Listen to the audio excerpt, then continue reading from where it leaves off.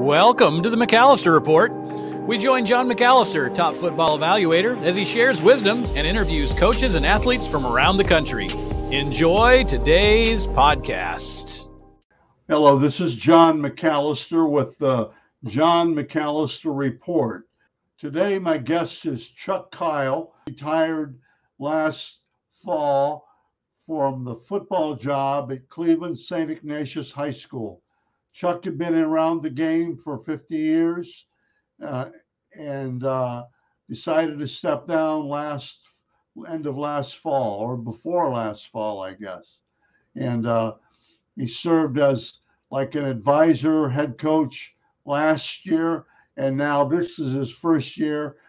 So I thought it would be a good chance to talk with him about what he's doing now and just a couple other ideas he has for the direction of Ohio high school football. And it's interesting, and he did a great job. We went a little over what I'd like to, well worth it. So if you sit back, enjoy the comments of former head football coach Chuck Kyle from Cleveland St. Ignatius High School.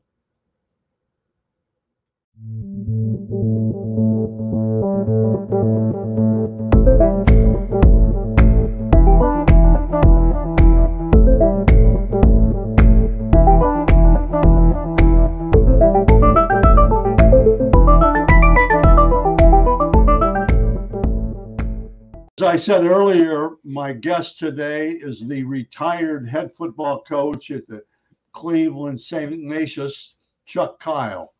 And I'm sure everybody knows that Chuck's been retired back in the spring or a year ago, I guess now. But I wanted to spend a few minutes with him and talk about a lot of different things. And we're not going to talk about his record and his state championships and all those things. I would rather go another way and talk about, pick his brain on just, things about going on in football now and things that he answers to questions about how recruiting and things like that. It's just a whole potpourri of things. Coach Kyle, how are you today? Hey, John, it's good to talk to you. And it's that time of year, right? Football is starting a week from now. Here we go, right? Not even a week. How about that? 6 days, 5 days, whatever. So that's nice, but I have a different angle at it now. And I'm working my way through it. It's different. I spent 50 years, right, with blinders on going, okay, it's August. This is it. And not worried about everything else. And those blinders are off. So it's kind of interesting how the world works. So, yeah. But well, Coach, I heard you both say once, if you can retire and walk away and not feel bad, then you did the right move. Get out. And if you still think about it, in the back of your mind, you have those yearnings, then, but I think you're good right now. I know that you're putting some of your energy to another program. Let's talk about that first, Chuck. Sure. Good. Well, it just, the game to me has always been a great fun game, great spectator sport, but come on now. There's a great educational element to it. And what at my level right now and my age, I want to keep contributing. And I think that's where I want to do it. I have been doing it, where I can help with young volunteer dads, right? They played 15, 20 years ago, and their son or daughter has reached that age where they want to play some football, and the dad volunteers to help out. There's a need to bring those guys in and say, all right, let's talk about it now. This is a different situation than you played 20 years ago. And let's talk about the issues of tackling, contact, that has been certainly a vocal point, and you have, Damar Hamlin situation, right? And, local radio people go, oh, that's why your son should play golf. And you're going, whoa, fellas, come on now. First of all, that injury hardly ever happens in football, if people would tell the truth. And that's why the medical people are prepared. And that's why, Coach, come here. You're a young coach. Let's talk about if something serious like that happened. And typically for a youth coach, not the young kids, it'll be grandpa's watching the game over on the side of the practice over the sidelines, and he keels over. You're out in the middle of some field or something like that. Coach, you better be prepared to run over there and know what to do. And when you start doing that, those young guys go, thank you for doing this. Yeah, I've never thought about this. Yes, these are things that we have to talk about. So I'm excited about it, John. I'm excited about it. I think there's just, I've done a lot of stuff with go into detail. You really haven't talked much about the Browns and that whole situation. I mean, let's talk about just what's support level and who are you working with? Right. So my title is youth advisor. Okay. Just with any kind of youth programs that are out there.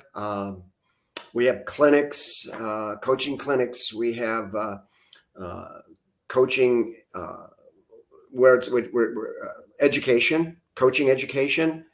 And, I've been working with the Browns on doing that, where we touch on not just X's and O's, a lot of safer technique when you say contact, and also emergency plans, practice schedules that are safer, things like that.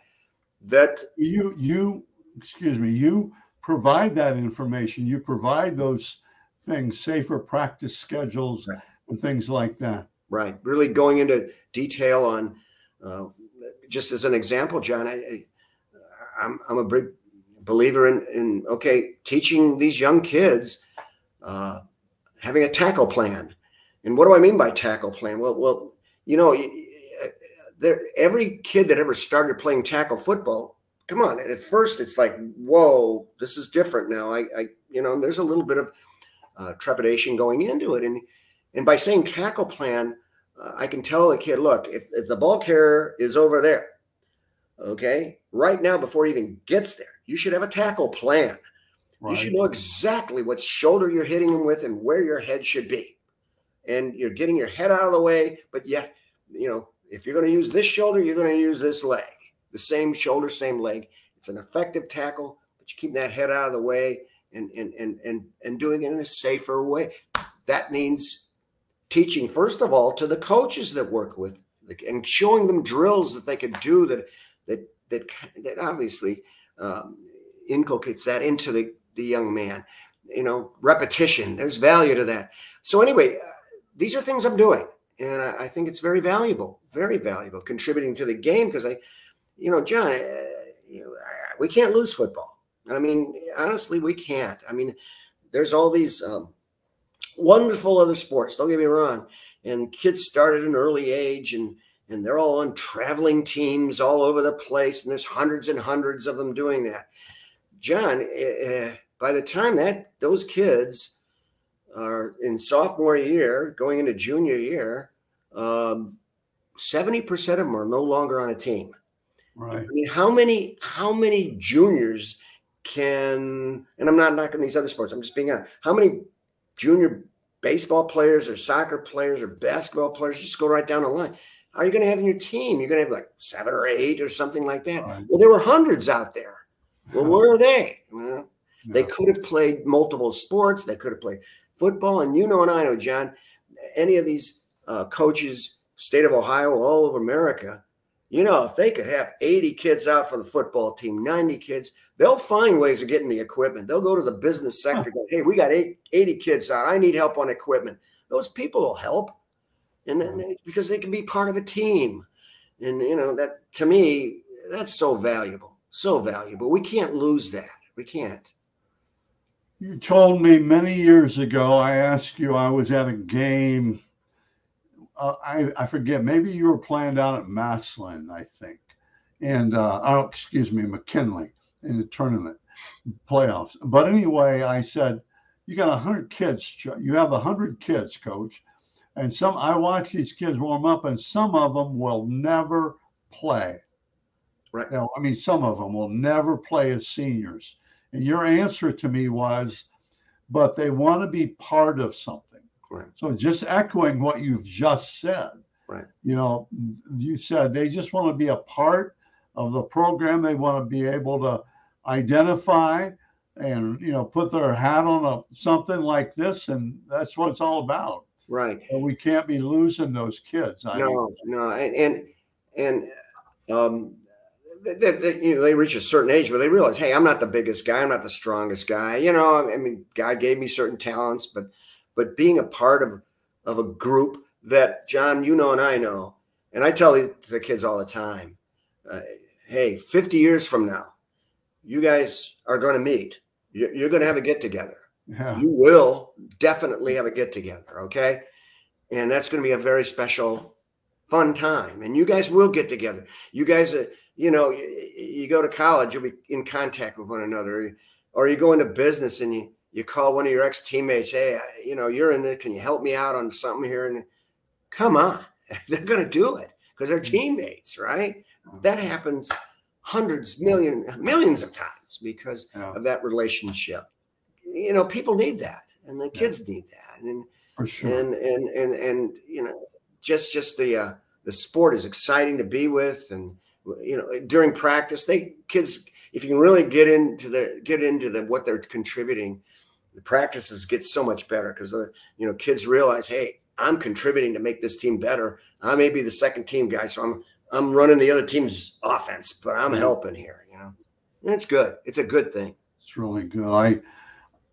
Chuck, is changing practice schedules and limiting contact and times and things like that, is that for the benefit? Will that benefit high school football in the long run? Are we finding out we can teach more instead of button heads and going one-on-ones and the Oklahoma drill and the bowl in the ring drill? Can we do a better job of teaching and not doing those drills? Definitely. You know, it just, and you know, going back years ago and when I first started, I mean, the first day of hitting was a celebration of hitting. You know, I mean, you'd create drills that were just, you know, all right, man. And the kids are all pumped up and, you know, okay, can we get over that? And now it's going to get into practice. What has certainly been a benefit maybe of medical research with the concussion issue starting to be, well, what is it, 15 years ago when okay, wait a minute, we better start looking at the concussion thing. And you know, John, when we played, you and I and Coach, oh my God, you got your bell rung. Everybody's like, I got my bell rung, big deal, right? And the coach would pull out an ammonia capsule and push, you know, okay, I'm ready to go back in, you know, and you'd run back out there. You know, that was just, it wasn't the medical people's fault. It wasn't the coach's fault. It's just nobody did much research into it. They just thought, you got, you know, you'd watch TV and come on, you'd watch the Lone Ranger and, you know, somebody got hit over the head with a gun and they'd be knocked out. Within a minute, they woke up and ran after the bad guy and got him. You know, and you go, wait a minute. Nowadays, that's a concussion. You're out of football for 7 days. You know, it wasn't, you know, people just didn't have that much research back then. And it's not against the game, but the game had that as its information. Okay, so you just come on, let's go, bang, bang, bang, let's go, and stick that head in there, get that head right there, put your head right on the ball and smack, and you'll be okay. Well, finally, there was research into it, and that made a difference. And so thus, come on, it's our job to make games safer, adapt to the research, and have tackle plans, right? Yeah. And on blocking, keep the head away. Yeah. Use the hands. It used to be the badge of honor for offensive linemen to have huge gashes in their helmets. You remember it? I remember it. Offensive linemen had these really ugly looking masks and gouges in the helmet. Okay, that guy must be tough. Look at his helmet, right? Well, or paint, like different color to the helmets of different teams and stuff like that. I mean, it just, get the head away. Just get the head away and block and use your feet and get around. Well, thank goodness for research, though. Huh? Thank goodness for research. And the other one, you were talking about salt tablets, back then. It was crazy. But that's what they knew or didn't know. And they never researched it, I think. And most assuredly. The last thing on that is the protective gear now with the helmets. Right. I mean, we had the suspension helmets, that just but it's so much safer now. Oh yeah. Now the flip side of official, I talked to an official last Friday, and he said there's a new rule. Well, two of them, they have to cover their knees now. Right. The pants have to go back. And he said, that's not to protect the knee as much as it is to prevent concussions, because now that bare knee is not hitting on the helmet. And they think that pad will slow that down some. So he said, I don't know. I haven't had a doctor tell me that, but okay. That's the rule. Well, the other one I'm a little concerned about, being an old football guy, is if a wide receiver is focused on the ball, and technically he's unprotected. If he's focused on catching the ball, when you tackle him, you can't hit him with your shoulder. You either have to push him down or pull him down. That's what this referee told me that. I don't know if that's true or not either, but we'll find out. He said it's 15. Yeah. If they drive their shoulder into him while he's making the catch. Yeah. I mean, I see as the safety factor around it. It'll be hard to officiate that. Right. It'll be hard because you have a defensive back coming over and the guy's extending his arm, catching the ball. Right. The defensive guy is looking at the ball first. Right. He really is. And the idea is you're coming, and there's a point when you're going, I'm not getting there. Right. It's going to be a catch. Right. So the kid is going to turn into the guy, and he may try to strip, bring the hand. Right. Yeah. But as soon as you do that, your body's going to hit the guy. Yeah. I have a couple questions for you, and then we're going to call it. We're going to come back and do another segment soon. Okay. Sure. But let's talk about you. As you look back on your career, what were some of the most exciting? What made you most excited? Got you pumped with energy? Like any time of the football season. What really got you fired up? I know I've been around you a long time. You're outwardly, most of the time you try to be low key. You get pumped with halftime speeches and things. But what excited you? What excited you about football, about coaching football? I think for me, it's pretty consistent with the fact that I was also a track coach. How's that? In what? I just really enjoyed seeing young people improve. Yeah. I got a big kick out of it. Compete. Yeah. they're young. They enter as boys. Come on, they're freshmen in high school. Yeah. They're boys. By the time they're a senior, they're a man. Yeah. And not just physically, but mentally, you're seeing this right in front of your eyes. Where let's go into responsibility and just accountability and commitment and things like that. That come on, that no kid is born with that. They got to learn this along the way. Right. Somebody's got to teach it to them, or something's got to ring the bell for them that they do that. Okay, that's part of it, but also just the idea that a young person can sit there and go, okay, coach, I see what you're telling me. I'm going to work at this. I'm going to work at it. And then when that happens, it could be just a pass rush move, a pass block, whatever. It's such a technical game. But you're seeing the kid get better. And the beauty is the kid senses that. And you're seeing just, whoa, when you say the light bulb goes on, it's a glaring light. Right. And you're seeing that look in that kid's eye going, wow, I get it, coach, man, I get it. And, just that's a fun thing. It is a fun idea. And this is just, it's football, but when a person goes through, when a young kid goes through that, they start learning how you're not going to get instant success too often as you grow older. There's going to be a work ethic, and you're going to start at the bottom and work up. And you've done it before, kid, on a football field. Come on now, you same approach. Go ahead, do that. That's to me. Games are.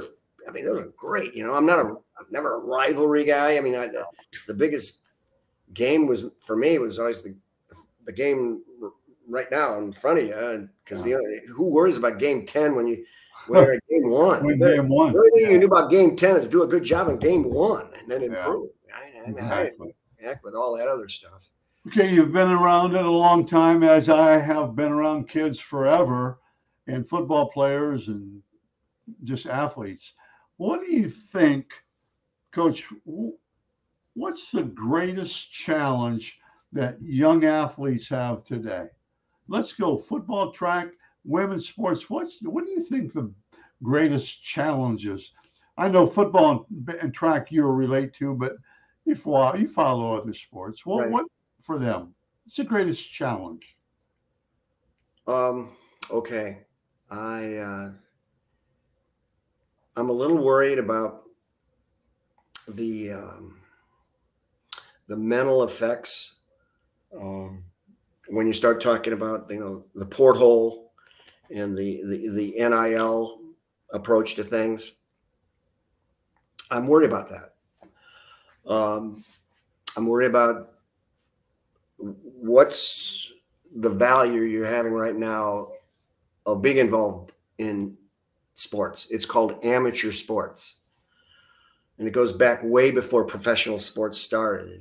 It was an educational idea. Football goes all the way back to the late 1860s, 70s. Okay, it was an educational idea, and I understand that that colleges made out a lot of money off the college football games, and here you give a kid a scholarship, but he couldn't even buy a hamburger down the street. Right. But the colleges were making tons of money, and I'll make a statement and not even talk about it. Yeah, the NCAA blew it by not handling it correctly, and so now what do you got? You got this NIL thing, which there's millions of dollars being thrown out, and kids are, after spring ball, young men are leaving the college, going to someplace else, looking for a better idea. And a lot of people hear all these stories about, oh, well, the kid left there to go there, and he's going to be the starter there. And there's so many kids that went into the porthole and they didn't get anything, so they lost a scholarship. They lost their getting an education because they thought they were going to go to a bigger league, and it didn't happen. I worry about that mentality. I really do. Because the education part of it is being lost. And the money part of it, I'm sorry, you know, you can look at the history of, you know, young people being, I'll say the word abused, because suddenly they could make some money, and other people connected to that young man taking advantage of that, or that young lady. I mean, you look at, you know, come on, the world of young actors over the history of the motion pictures, young kid actors that were abused, their money gone by the time they were, you know, because the parents took off with the money, you know, and things that come on, what happened to, hey, the kid is going to college, you know, it opened up a beautiful thing for education and so on. I worry about that very much so. I really do. I think we're losing a valuable part of what athletics are. Kids are being faced with that now. And I'm afraid it's not going to get better, Coach. I don't know how they rein it back in. So that's why I have to say NCAA kind of blew it. I mean, they could have done something. You know, they weren't letting kids, if you had a scholarship to college, this is going back, you know this, you're better than I. You get a college scholarship, you weren't allowed to have some kind of summer job or something like that because they were worried you're getting paid. Okay, so they would get to college, and great, they had a college scholarship, but they didn't have money to even buy a hamburger down the street, you know. And so that was unfair while the universities were building all sorts of buildings and paying people all sorts of money, and you had all over the place. Yeah, they could have done something where, okay, the kid can get the equivalent of a summer job or something and pay that kind of money. But no, they didn't. Now they got a problem. They got a huge problem. Coach Kyle, I really appreciate you taking the time. Sure. And we'll do part 2 sometime. Okay. Okay. You got my number. Yeah, I do. And I remember calling you on Sunday nights once the season got started. Oh, your wife would answer the phone usually, and then, yeah, he's right here. And so we would talk, and I always worried about you not doing, because I was an English teacher as well, and I always worried about you not getting your lesson plans done. So well, on that. It worked out okay. Let's just put it that way. It worked out okay. Thank you very much for being on my podcast. Sure. It was fun, John. Thank you.